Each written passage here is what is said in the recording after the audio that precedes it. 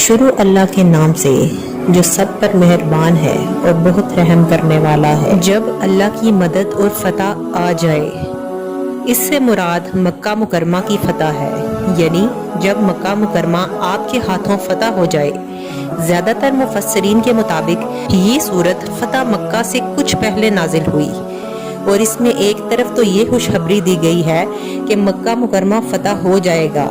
اور اس کے بعد عرب کے لوگ جوک در جوک دین اسلام میں داخل ہوں گے۔ چنانچہ واقعہ بھی یہی ہوا، اور دوسری طرف چونکہ اسلام کے پھیل جانے سے حضور اقدس صلی اللہ علیہ وآلہ وسلم کے دنیا میں تشریف لانے کا مقصد حاصل ہو جائے گا، اس لیے آپ کو دنیا سے رخصت ہونے کی تیاری کے لیے حمد، تسبیح اور استغفار کا حکم دیا گیا ہے۔ جب یہ سورت نازل ہوئی تو اس میں دی ہوئی خوشخبری کی وجہ سے بہت سے صحابہ کرام خوش ہوئے، لیکن حضور اقدس صلی اللہ علیہ وآلہ وسلم کے چچا حضرت عباس اسے سن کر رونے لگے،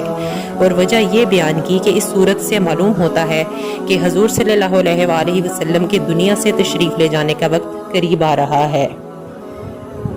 اور تم لوگوں کو دیکھ لو کہ وہ فوج در فوج اللہ کے دین میں داخل ہو رہے ہیں، تو اپنے پروردگار کی حمد کے ساتھ اس کی تسبیح کرو اور اس سے مغفرت مانگو، یقین جانو وہ بہت معاف کرنے والا ہے۔ اگرچہ حضور صلی اللہ علیہ وآلہ وسلم ہر طرح کے گناہ سے بالکل پاک اور معصوم تھے،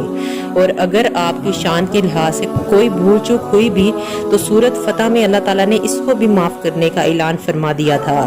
اس کے باوجود آپ صلی اللہ علیہ وآلہ وسلم کو استغفار کی تلقین امت کو یہ بتانے کے لیے کی جا رہی ہے کہ جب حضور صلی اللہ علیہ وآلہ وسلم سے استغفار کرنے کے لیے کہا جا رہا ہے تو دوسرے مسلمانوں کو تو اور زیادہ اہتمام کے ساتھ استغفار کرنی چاہیے۔